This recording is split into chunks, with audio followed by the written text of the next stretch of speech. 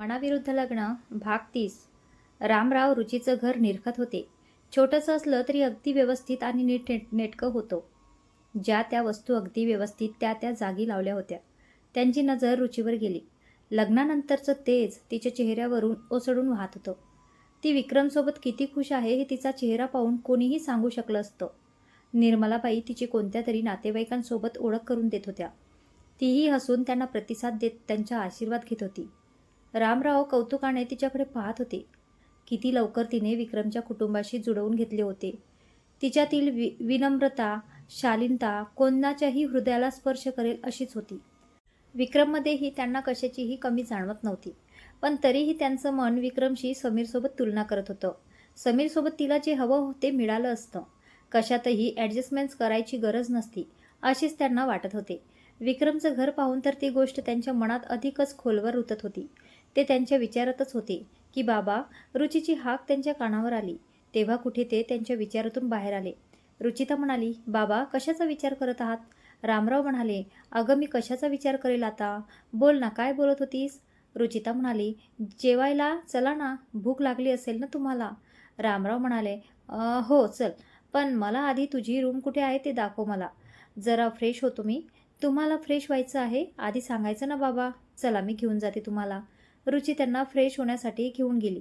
रामराव एका जागेवरच उभे राहून वॉशरूमकडे पाहत होते. हे काय रुची, तुझ्या रूममध्ये वॉशरूम नाही का? रामरावांनी शांशक होत विचारले. बाबा ते बाथरूम टॉयलेट कॉमन आहे सर्वांचं, पण बाकी आमच्या सर्वांचे रूम वेगळ्या आहेत आणि मोठ्याही आहेत. रुची त्यांनी अधिक काही विचार करू नये म्हणून आधीच सांगितलं. रामराव तिला काहीच न बोलता वॉशरूममध्ये गेले. त्यांच्या चेहऱ्यावरचे भाव कळत नव्हते. रुचीने मात्र ते काही बोलले नाहीत म्हणून इकडे निश्वास सोडला. अरे यार, या मोबाईललाही आत्ताच बंद पडायचं होतं का? एक तर घर दिसत नव्हतं, त्यात हा मोबाईल. रोहिणी वैतागतच मोबाईल पाहत बोलत होती की धडाम. आऊच, इडियट, दिसत नाही का? रोहिणी तिचा खाली पडलेला मोबाईल उचलत बोलली. तुला दिसत नाही का, यू लाल माकडी? आवाज आला तसा रोहिणीने समोर मान करून पाहिले. तसा तिचा राग मस्तकातच गेला. समोर तिचा या जन्मातील सर्वात मोठा दुश्मन दीपक उभा होता, ज्याच्यासोबत तिचे कधी काळी कड्याक्याचे भांडण झाले होते. यू ब्लडी इडियट चिंप्याजी, तू इथे काय करतोयस? रोहिणी दात ओठ खात बोलली. दीपक म्हणाला, तेच जे तू करायला आलीस. रोहिणी म्हणाली, काय? दीपक म्हणाला, पूजेला आलोय लाल माकडीन. रोहिणी म्हणाली, मला माकडीन म्हणायचं नाही, कळलं तुला? आधी स्वतःचं तोंड आरशात बघ जरा, भूताहूनही भयानक दिसतोय तू. दीपक म्हणाला, मी भूत दिसतो तर तूही भूतनींपेक्षा कमी दिसत नाही. चुडेल, मी तर म्हणतो चुडेलही तुझ्यापेक्षा सुंदर असेल. तू मला भूतीन म्हणालास? रोहिणीच्या रागाचा पारा 7व्या आसमानात पोचला होता. दीपक म्हणाला, आता तुझे डोळे पण फुटलेत की काय? इथे तुझ्याशिवाय कोणी दिसतं का तुला, ज्याला मी भूतीन म्हणेल? रोहिणी म्हणाली, हे बघ, आता खूप अति करतोयस तू. रोहिणी, काय झालं, का ओरडत आहेस एवढी? रुची त्यांच्याजवळ येत बोललीच. रोहिणी म्हणाली, रुची, या चिंप्याजीला का बोलावले तू पूजेला? दीपक म्हणाला, ए माकडे, हे माझ्या मित्राचं घर आहे, समजलं? मी इथे कधीही आणि केव्हाही येऊ शकतो. रोहिणी म्हणाली, रुची, या चिंप्याजीला घराच्या बाहेर काढ लवकर. दीपक म्हणाला, मी का घराच्या बाहेर निघू? तू निघायचं असेल तर. रुचिता म्हणाली, रोहिणी, दीपक भाऊजी, काय चाललंय तुमचं? रोहिणी, पूजेला आलीस ना तू, एवढं गोंधळ का घालत आहेस? रोहिणी म्हणाली, रुची, मी नाही हा गोंधळ घालत आहे, तुला फक्त मीच दिसते का? दीपक म्हणाला, तू भांडत असल्यावर तूच दिसणार ना माकडीन. रुची, हे बघ. रुचिता म्हणाली, दीपक भाऊजी शांत बसा ना थोडे. दीपक म्हणाला, मी तर शांतच आहे वहिनी. बरं प्लीज असेच शांत राहा. रोहिणी, तू चल माझ्यासोबत, मी तुला आईला भेटवते. रुची तिला तिथून घेऊन जात बोलली. रोहिणी दीपकला खुन्नस देत निघून गेली. काय मुलगी आहे ही, ज्याच्या नशिबात असेल त्याचं तर नशीबच फुटेल हिच्याशी लग्न करून. दीपक पुटपुटत निघून गेला. मामा म्हणाले, बरं निर्मला, आता मी निघतो. मनीषा वाट पाहत असेल घरी. निर्मला म्हणाली, अरे दादा, आताशी निघालास, थांब ना थोडा. विकासराव म्हणाले, अगं थांबलो असतो निर्मला, पण पावसा पाण्याचे दिवस आहेत, लवकरच निघालेलं ते बरं राहील, आधीच जायला वेळ लागतो. निर्मला म्हणाली, बरं, जशी तुझी मर्जी, पण पुढच्या वेळेस येशील तेव्हा वहिनीला घेऊन येशील हा, तेवढीच रुचीची आणि तिची भेट होईल. विकासराव म्हणाले, हो नक्की आणेल. माझ्यापेक्षा तीच उत्सुक होती इथे यायला. प्रियाला आलेल्या स्थळासाठी समजवणार होती ती तुला, पण श्वेतामुळे जमलंच नाही तिला यायला. निर्मला म्हणाली, दादा तुला मी सांगितलं ना, मला प्रियाचं लग्न सध्याच नाही करायचं. विकासराव म्हणाले, पण निर्मला स्थळ खरंच चांगलं आहे. विक्रम का एवढा विचार करत आहे काय माहीत, पण तू तर एकदा विचार करून पहा. निर्मला म्हणाली, दादा आता तो विषय सोड ना तू. आधी आम्हाला प्रियाचं शिक्षण पूर्ण करायचं आहे. त्याशिवाय तिच्या लग्नाचा विषयही नको. तुला माहीत आहे विक्रमने एकदा निर्णय घेतला तर घेतला. आता तो बदलणार नाही. त्याच्यापुढे माझंही नाही चालत दादा. बरं आता पुढे मीही काय बोलू शकतो. चल निघतो आता. ते थोडंफार जुजबी बोलून सर्वांचा निरोप घेऊन निघून गेले. थोड्या वेळाने रामरावही निघाणार होते. निर्मलाने वेळ पाहून त्यांची माफीही मागितली. रामरावांनी त्या गोष्टीला जास्त न लांबवताच माफ केले असले तरी ते निर्मलाशी फार काही बोलले नाहीत. निर्मलालाही त्यांच्याशी बोलताना अवघडलेल्यासारखं वाटत असल्याने त्याही त्यांच्याशी जुजबीच बोलल्या. रामराव निघणार होते. रुची त्यांच्याजवळ येऊन पुन्हा एकदा त्यांच्या मिठीत शिरले. रामराव म्हणाले, काळजी घे रुची, येतो आता मी. रुचिता म्हणाली, पोचल्यावर कॉल करा मला. हो आठवणीने करेल. रामराव हसत बोलले. रुचिता म्हणाली, मेडिसिन्स वेळेवर घेत जा. मला आता मेडिसिन्सविषयी तुमची कंप्लेंट नकोय काही. रामराव म्हणाले, अगं घेतो मी वेळेवर मेडिसिन. हवं तर प्रशांतला विचार. रुचिता म्हणाली, माहीत आहे मला किती वेळेवर घेतात ते.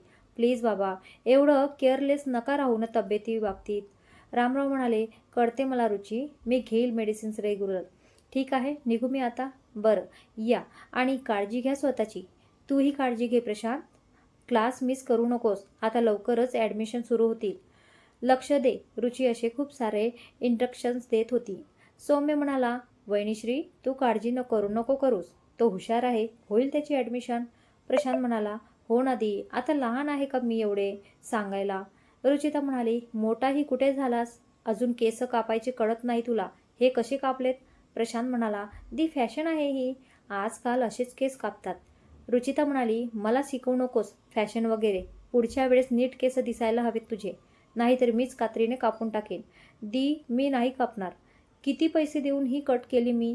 प्रशांत बारीक तोंड करत. प्रशांत ती बोलत होती की विक्रम म्हणाला, रुची काय जाताना त्याला एक इंस्ट्रक्शन्स देत बसलीयेस. छान दिसतेस ती कट त्याला.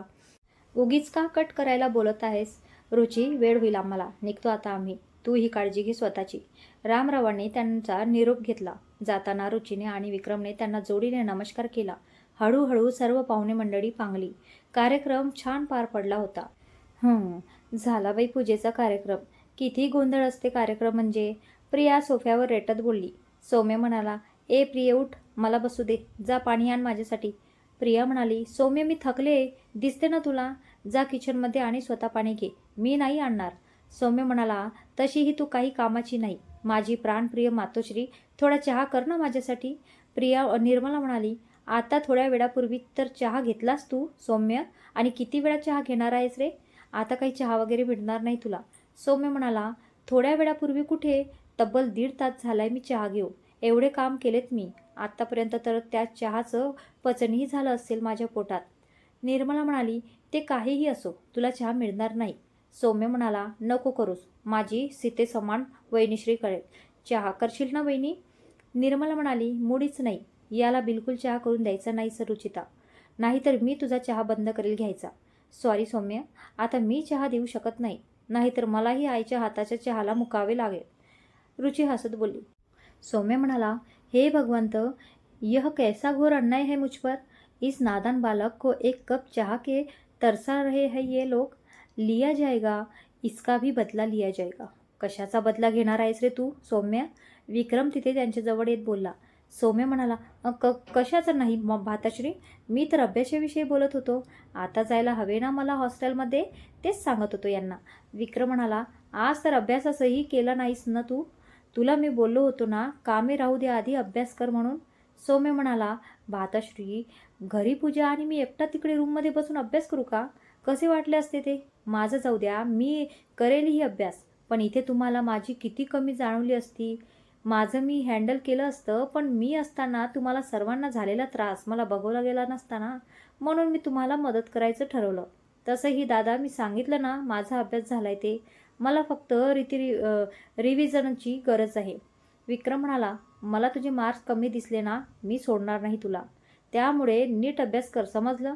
दादा मी नीटच करतोय. सौम्य बारीक तोंड करून बोलला. त्याच्यावर अभ्यासाबाबतीत कोणी विश्वास का ठेवत नव्हते हेच त्याला कळत नव्हतं.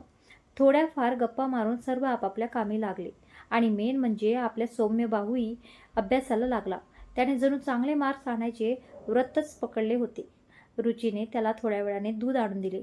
संध्याकाळी वेगळा स्वयंपाक बनवायची गरज नसल्याने आणि सर्व घरीच असल्याने लवकरच रात्रीची जेवणही उरकवली. विक्रम म्हणाला, दीपक, मला पकवू नकोस आता. मी उद्या ऑफिसला येतोय तेव्हा पाहूया. बॉस काहीही करणार नाही, काळजी करू नकोस. दीपक म्हणाला, पण ती फाईल मिळणार ना विक्रम? अरे खूप टेन्शन येते रे मला. जर फाईल मिळाली नाही ना तर बॉस माझी नोकरी तर घालवेलच, पण भविष्यात माझं कधी लग्नही होऊ देणार नाही. विक्रम म्हणाला, दीपक, यात लग्नाचं कुठून आलं? दीपक म्हणाला, अरे नोकरीच नसली तर कोणता बाप त्याची मुलगी माझ्यासारख्या बेरोजगार मुलाला देईल?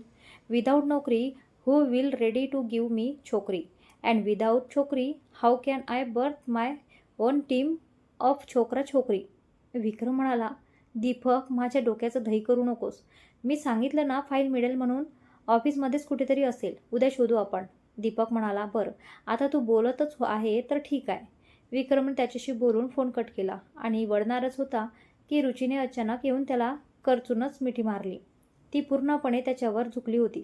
तिच्या अशा अचानक येऊन मिठी मारण्याने त्याचा तोल जाऊन दोघेही खाली पडणार होते, पण त्याने लगेच स्वतःला सावरले. रुचिता म्हणाली, थँक्यू सो मच विक्रम. थँक्स कशासाठी? विक्रमने गालात हसत तिच्या भोवती हात घट्ट करत विचारले. रुचिता म्हणाली, तुला माहीत आहे कशासाठी ते? विक्रम म्हणाला, नाही, मला नाही माहीत. तू कशासाठी थँक्स बोलत आहे ते?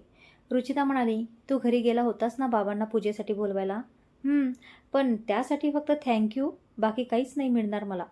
विक्रम मिश्किलपणे तिच्या उघड्या पाठीवरून हात थळूवार बोट फिरवत बोलला. त्याच्या स्पर्शाने तिच्या अंगावर शहारे न उठले तर नवल. तिच्या गालावर गुलाबाची झालर पसरायला वेळ लागला नाही. त्याचा कल तिला लक्षात आला होता. नाही, बाकी काही नाही मिळणार, फक्त थँक्यू. रुची त्याच्या छातीत चेहरा घुसळत बोलली. विक्रम म्हणाला, त्यासाठी थँक्यू बोलायची गरज नाही आहे रुची. माझेही कोणीतरी आहेच ना ते. त्यांनी यावं असं मलाही मनापासून वाटत होतं. फक्त तुझ्यासाठीच नाही तर माझ्यासाठीही. तरीही थँक्यू.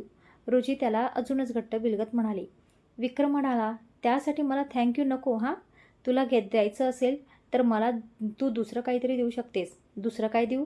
रुचीने चेहरा वर करत विचारले. आता तेही तुला सांगायला हवे का रुची? विक्रम तिच्या ओठांवर हळूवार अंगठ्याने रब करत बोलला. बाकी काहीच नाही मिळणार, सांगितलं ना तुला. रुची त्याचा हात बाजूला करत बोलली. राहू दे मग, मला तुझं थँक्यू पण नको. विक्रम तिला मिठीतून बाजूला करून लटका आव आणत बोलला आणि झोपण्यासाठी बेड नीट करू लागला. रुचिता म्हणाली, ठीक आहे, देते मी, पण छोटासा. छोटासा? यातही छोटा. मोठा प्रकार असतो का? विक्रम वळून म्हणाला. विक्रम. रुचिता चेहऱ्यावर रागीट भाव आणत बोलली. ठीक आहे, तुझ्या मनाने. तुला हवा तसा दे. तसंही मी पूर्णपणे तुझाच आहे ना. विक्रम गालातील मिश्किलपणा लपवून तिच्या जवळ जात रुचिता म्हणाली. विक्रम, असं चिडू नकोस, नाहीतर मी देणार नाही. आता यात काय चिडवलं मी? विक्रम एकदम तिच्या जवळ उभा राहिला. रुचिता म्हणाली, तुझे डोळे बंद कर. विक्रम म्हणाला, डोळे कशाला बंद करायचे हवे? मागे केले होते तेव्हा तू पडून गेली होतीस. आता मी डोळे बंद करून तसाच मूर्खपणा करणार नाही. पुन्हा तू मला चकमा देऊन पडून जाशील. रुचिता म्हणाली, यावेळेस नाही जाणार. विक्रम, खरंच प्लीज कर ना डोळे बंद. विक्रम म्हणाला, बरं, पण पडून गेलीस तर बघ, मी त्याचा दुप्पट बदला घेईन नंतर. कळलं मला. नाही जाणार पडून मी. रुची तसे विक्रमने मग डोळे बंद केले. रुची टाक उंचावून त्याच्या ओठांजवळ ओठ नेत होती. विक्रमनेही तिच्या नाजूक ओठांच्या स्पर्शासाठी तरसला होता. तिचे ओठ त्याच्या ओठांच्या खूप जवळ आले होते. तिने ते आणखी जवळ नेत हलकेसे त्याच्या ओठांवर ओठ टेकवले आणि बाजूला होणार तोच त्याने तिच्या कमरेत आणि केसात हात घट्ट करत तिला आणखी जवळ खेचले आणि पॅशनेटली तिला किस करू लागला. ती तर त्याच्या अशा अचानक क्रियेने बावरलीच, पण थोड्या वेळाने तीही त्याला प्रतिसाद देऊ लागली. खूप वेळ ओठ ओठांशी बोलत होते. त्यांचे ओठ आता तिच्या ओठांवरून तिच्या गळ्यावर उघड्या खांद्यावर स्वतःची मोहर उमटवत होते. दोघांचेही शरीर गरम झाले होते. एकमेकांना मिसळून जाण्यासाठी जणू ते आतुर झाले असावेत. त्याने तिला तसेच उचलून बेडवर उठवले आणि दोघेही एक एक कपड्यांचा अडसर दूर करत एकमेकांना समरस होऊ लागले. सुखाचा परमोच्च बिंदू गाठल्यावर कधीतरी उशिरा दोघेही झोपेच्या अधीन झाले. सकाळी रोजची गडबड सुरू होती. रुची बाथ घेऊन रूममध्ये आरशासमोर आली. ओ गॉड, हे काय झालं? आता कशी लपवू मी याला? रुची गड्याच्या खाली पडलेल्या लव बाईटला पाहत बोलली. आज एखादा ड्रेस घालावा लागेल. विचार करतच तिने कपाटातून एक ड्रेस काढला. रुची देवपूजा करून किचनमध्ये आली. रुचिता म्हणाली, आई काय बनवायचं आज नाश्त्याला? सांगा मी बनवते. निर्मला म्हणाली, अगं मी बनवलं सगळं, तू फक्त विक्रम आला की त्याला देशील. मला आज लवकर जायचं आहे मेसवर. आई तुम्ही आता हे मेसचं काम सोडून द्या बरं. आता मी आहे, विक्रम आहे, आपल्याला पुरे होतं एवढं. रुची किचनमधील भांडी आवरत बोलली. निर्मला म्हणाली, अगं घरी बसूनही काय करू मी? मला करमणार नाही घरी. आणि तुझा पगार बाबासाठी खर्च करत जा रुची. त्यांचाही दवाखाना चालू आहे ना. आई नाश्ता दे मला. विक्रमची डायनिंग टेबलवरून हाक आली. निर्मला म्हणाली, जा नाश्ता देऊन दे तिला, आज लवकर जायचं म्हणे ऑफिसला. रुचीने विक्रमला नाश्ता देऊन दिला आणि राहिलेलं बाकी घरचं काम आवरायला लागली. पूजा होऊन 3-4 दिवस झाले होते. सौम्या एक्झाममुळे हॉस्टेलला निघून गेला होता. प्रियाचंही रिझल्ट लागून काही दिवसात कॉलेज सुरू होणार होतं. प्रिया, अक्षरा आणि वैभव कॅफेमध्ये बसले होते. प्रिया म्हणाली, मला खूप भीती वाटते अक्षरा, चांगले मार्क्स पडतील ना मला? वैभव म्हणाला, घ्या, इकडे आमचे पास व्हायचे वांदे आहेत आणि हिला चांगल्या मार्क्सचं पडले. अगं प्रिया, निदान तू पास तरी होशील, पण माझी आणि अक्षराची तर पास व्हायचीच गॅरंटी नाही आहे. अक्षरा म्हणाली, वैभ्या, मला का तुझ्यासोबत जोडत आहेस रे? मी पास होईलच, तू तुझं बघ. वैभव म्हणाला, अगं इकोचा अर्धा पेपर मी तुझ्या पेपरवरूनच पाहून लिहिला म्हणून बोलत आहे मी. माझ्या मनाने लिहिला असता तर थोडीफार पास व्हायची गॅरंटी असती, पण तुझं म्हणजे मग कशाला बघितलास? मी तुला बोलले नव्हते माझा पेपर पाहून लिहिते? अक्षरा रागाने लाल बुंद होत, अक्षरा, वैभव काय चालले तुमचं? प्रिया म्हणाली, इथे आपण भेटण्यासाठी आलोत ना, तेही एवढ्या दिवसांनी भेटलोयत, निदान आज तरी भांडण नका करूत. अक्षरा म्हणाली, मग ते याला सांग, हाच मला उगीच रागाला आणतोय. वैभव म्हणाला, मी काय रागाचं बोललोय? जे खरं आहे तेच सांगितलं मी. हे बघ अक्षरा, वैभव गप्प बसा. आपण किती दिवसांनी भेटलोय, जरा चांगल्या गप्पा गोष्टी करायच्या सोडून भांडत काय बसलाय तू? प्रिया, मी भांडण कुठं करत आहे? मी तर फक्त तिला तो बोलत होता की वैभ्या गप्प बस. प्रिया आणि अक्षरा सोबतच. सुमनने मोठ्या मुश्किलीने समीरचा शोध अखेर लावलाच. रामरावांच्या मोबाईलमध्ये असणारा त्याचा फोटो आणि क्लासी लुक सोबत त्याच्या पाठीमागे असणारा बंगलो ते पाहून तर तो त्यांच्या नजरेतच बसला. दिव्याचं लग्न करायचं तर याच्याशीच असा जणू मनात निर्धारच केला त्यांनी. दिव्या म्हणाली, मम्मी मला आत्ताशी लग्न नाही करायचे. गप्प बस मूर्ख, मुलगा बघ किती चांगला आहे. अगं पैशात लोडशील तू, वर फॉरेनला राहायला मिळेल ते वेगळंच. अगं असं स्थळ आणि असा मुलगा कंदील घेऊन शोधलं तरी मिळणार नाही. ती रुची तर मूर्ख आहे म्हणून तिने त्या भिकारड्या घरासाठी आणि मुलासाठी याच्यासारखा हिऱ्याला नकार दिलाय. बरंच झालं, रस्त्यातील रोडा बाजूला करायच्या आधीच बाजूला झाला म्हणायचा. सुमन तिला मोबाईलमधील समीरचा फोटो दाखवत बोलली, वाव किती हँडसम आहे हा, तू याच्याशी लग्नाचं म्हणत होतीस? दिव्या मोबाईल हाती पकडत त्याचा फोटो पाहत बोलली, नाही तर काय? दिव्या म्हणाली, मग फोटो दाखवायचा ना मम्मी आधी. मी तर याच्याशीच लग्न करायला एका पायावर तयार आहे मम्मी. कसला भारी दिसतोय ना हा. आणि हा मागचा त्याचा बंगलो आहे का? हो मग, किती छान आहे घर त्याचं. मम्मी मी लग्न करेल तर याच्याशीच, मला जाम आवडला हा. दिव्या एक्सायटेड होत बोलत होती. पण मम्मी तो माझ्याशी लग्न करेल का? त्याचं तर त्या कार्टी अवधच्या रुचीवर प्रेम आहे ना. सुमन म्हणाली, करेल करेल, नक्कीच करेल. असा कसा करणार नाही? तू काय त्या कार्टीपेक्षा कमी सुंदर आहेस का? ती आवडली म्हणजे तूही आवडशीलच ना त्याला. आपण करू काहीतरी, फक्त तुझ्या पप्पाला यातलं काही कळू देऊ नकोस, कळलं? दिव्या म्हणाली, ठीक आहे, पण तो तर इथे नाही ना मम्मी. पप्पा बोलले होते मागे तो लंडनमध्ये रिटर्न गेलाय ते. तो इथे नाही तर काय झालं, त्याचे वडील तर आहे ना इथे. सुमन ओठ रुंदावत बोलल्या. रुची नुकताच कॉलेजमधून आली होती. निर्मलाने गप्पा मारतच तिला चहा करून दिला. आई म्हणाली, रुचिता तुझ्या बाबांची तब्येत कशी आहे आता? औषध गोळ्या व्यवस्थित चालू आहे ना त्यांच्या? रुची म्हणाली, हो आई, आता मेडिसिन वेळेवर घेत आहेत म्हणे आणि तब्येतही तशी बरी आहे. पण तुम्ही का विचारताय? आई म्हणाली, अगं आपल्या बाजूंच्या शिंदेताई नाहीत का, तिला निघालं म्हणे हृदयात ते ब्लॅक काय असतं ते? हां. रुची म्हणाली, आई ब्लॉकेज. आई म्हणाली, हां तेच ते ब्लॉक निघालं म्हणे. आता ऑपरेशन करायचं सांगितलं त्या डॉक्टरांनी. आणि देवा किती तो खर्च सांगितलं ऑपरेशनचा. त्या सांगत होत्या त्यावरून मला आठवलं तुझ्या बाबांनाही असंच काही होतं ना, म्हणून तुला विचारतेय. तुझ्या बाबाचं जास्त गंभीर तर नाही ना? म्हणजे ऑपरेशन वगैरे करायची गरज तर नाही ना? रुची म्हणाली, नाही आई, त्यांचं एवढं सिरियस नाही आहे. त्यांचं मेडिसिनने नीट होऊ शकतं. फक्त त्यासाठी त्यांना मेडिसिन नीट वेळेवर घ्यावा लागेल. आई म्हणाली, बरं बाई, देव पावला की ऑपरेशन नाही करायची गरज. नाहीतर खर्चाचं राहू दे, पण या वयात किती तो त्रास जीवाला. हो, पण ते त्यांना कळायला हवे ना आई. मेडिसिन घ्यायला तर भारी कंटाळा करतात ते. मी होते तेव्हा मागे लागून लागून मेडिसिन देत होते त्यांना. आता प्रशांतलाही मागे लागून मेडिसिन द्यावं लागतात. रुची वैतागत सांगत होती. आई म्हणाली, अगं सारख्या गोळ्या घ्यायचा कंटाळा येतो रुची. मलाही घ्यावं वाटत नाही, पण विक्रम त्या गोळ्या संपल्या की नाही म्हणून नेहमी तपासतो, म्हणून घ्याव्या लागतात. रुची म्हणाली, तुमचा पायांचा त्रास कमी झालाय का आता आई? अजून दुखतात का ते तुमचे गुडघे? नाही ग, कधी कधी दुखतात फक्त, खूप चालणं वगैरे झालं तर. आता वयानुसार हा त्रास होणारच. एवढंही तुमचं वय नाही गुडघे दुखायला. आपण एखाद्या चांगल्या हॉस्पिटलला जायचं का आई? पुढे त्रास वाढायला नको आणखी, रुची काळजीने बोलली. आई म्हणाली, अगं ठीक आहे रुची, एवढा त्रास, एवढ्याने काही होत नाही. आणि विक्रम मला घेऊन गेला होता एका चांगल्या दवाखान्यात. पुन्हा पुन्हा दवाखान्यात खर्च नको. रुची म्हणाली, खर्चाचा प्रश्न कुठे येतो आई? तब्येतीवर एवढा खर्च तर आपण करूच शकतो ना. आपण एखाद्या चांगल्या हॉस्पिटलला गेलो तर तुमचे गुडघे पूर्णपणे बरेही होतील कदाचित. नको रुची, मी सांगितलं ना मला नाही करायचा कुठलाही दवाखाना. आधीच खूप दवाखान्याने करून बसली आहे मी. आता आणखी त्यातच खर्च नको. आता मला फक्त माझ्या नातीन किंवा नातवाचं तोंड दाखव एकदाचं. त्यांना मांडीवर मन भरून खेळवलं म्हणजे जीवन सार्थकी लागलं माझं. निर्मला गालात हसत बोलल्या आणि इकडे चहा पिणाऱ्या रुचीला ठसकाच लागला. अगं रुची जरा हळू पी, निर्मला काळजीने बोलल्या. हो, रुची ठसक्यातही कसं तरी गालावर आलेली लाजेची झालर लपवण्याचा प्रयत्न करत होती. पण ती गोऱ्या गालावर पसरलेली टवटवीत गुलाबांची बाग निर्मलाला दिसणार नाही असे होईल का? अगं रुची, एवढं लाजायचं काय त्यात? प्रत्येक जोडप्याला कधी ना कधी मुलाबाळांचा विचार करावाच लागतो.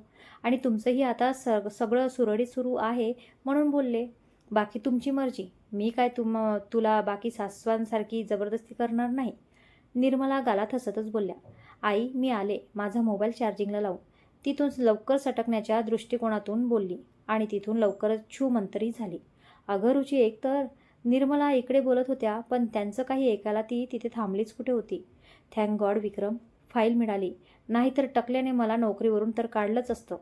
वर सर्व लेडीज स्टाफ समोर माझ्या इज्जतीचा भाजीपाला केला असता, ती वेगळी गोष्ट. दीपक आणि विक्रम ऑफिसच्या कॅन्टीनमध्ये बसले होते. विक्रम म्हणाला, ऑफिसमध्येच हरवल्यावर मिळणारच होती दीपक ती. दीपक म्हणाला, पण मी तिथे शोधले होते विक्रम, तेव्हा खरंच नव्हती तिथे ती. विक्रम म्हणाला, अच्छा, आता काय मग वरून टपकली का तिथे? दीपक म्हणाला, आपण 3 दिवस झाले शोधत होतो विक्रम, तेव्हा का मिळाली नाही? कारण तू तिथे शोधली कुठे होतीस? एवढी महत्त्वाची फाईल असं वेड्यासारखं मागच्या वर्षीच्या फाईलच्या सेक्शनमध्ये टाकतं का कोणी? मी खरंच सांगतोय विक्रम, मी तिथे टाकली नव्हती. दीपक, मग ती तिथे कशी मिळाली? मलाही तेच कळत नाहीये की ती फाईल तिथे कशी मिळाली. दीपक विचार करत बोलला. विक्रम म्हणाला, आता जास्त विचार नको करत बसू. तूच ठेवली असेल घाईगडबडीत. तसंही आता ऑडिट जवळ आलंय डिपार्टमेंटचं, सर्व फाईल व्यवस्थित लावताना झाली असेल इकडे तिकडे. होऊ शकतो. दीपकनेही मग तो विषय जास्त ताणला नाही. संध्याकाळी विक्रम घरी आल्यावर रात्रीचं जेवण वगैरे आटोपलं. रुची भांडी आवरून रूममध्ये आली तर विक्रम सौम्यशी फोनवर बोलत होता. असा कसा बरा गेला सौम्य? अभ्यास तर खूप झाला म्हणत होतास ना तू, मग आता काय झालं? त्याने पेपर पासिंग पुरता गेला म्हटल्यावर विक्रमचा पाराच चढला. मी तर मस्करी करत होतो भाई, तू काय लगेच सिरियस होतोस? माझा पेपर चांगला गेलाय खरंच. सौम्यला तर कुठे याच्यासोबत मस्करी करायला गेलो असं झालं होतं. विक्रम म्हणाला, सौम्य, मी आधीच सांगितलंय, मला यावेळेस तुझे कमी मार्क्स चालणार नाहीत. मागच्या सेमिस्टरला तुला माफ केलं, पण आता या सेमिस्टरलाही तुला कमी मार्क्स पडले तर आता तुझं शिक्षणच बंद करून टाकेल मी. कळलं? सौम्य म्हणाला, कळलं भाई. चिल, माझा खरंच पेपर चांगला गेलाय, तू काळजी करू नकोस. विक्रम म्हणाला, सौम्य तू. तो बोलत होता की रुचीने त्याच्या हातून फोनच खेचला. हॅलो सौम्य, मी रुची बोलते. रुची विक्रमकडे दुर्लक्ष करत बोलली, वहिनी तू बोलत आहेस ते तुला सांगायची गरज नाही, मी तुझा आवाज कसाही ओळखतो. सौम्य हसत बोलला. त्यावर रुचीही हसली. जेवण झालं तुझं? हो वहिनी, सध्याच जेवलोय. बरं, पेपर छान गेला ना? सौम्य म्हणाला, हो खूप छान गेलाय वहिनी, पिरन आउट ऑफ सोडवला मी पेपर. असाच छान अभ्यास कर सौम्य, तुझा अभ्यास नीट होतो ना तिथे? हो वहिनी, अभ्यास होतो इथे.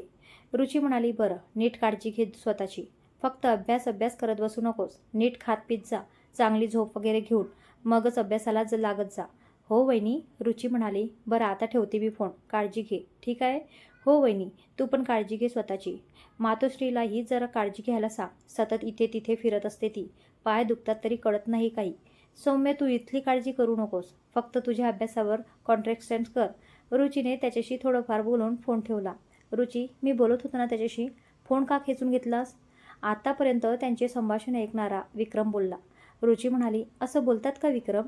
पेपर चांगला जावो अथवा न जावो, तू अशा प्रकारे बोलशील तर त्याचं पुढल्या पेपरला मन लागेल का? त्याचा पुढलाही पेपर नीट जाणार नाही मग.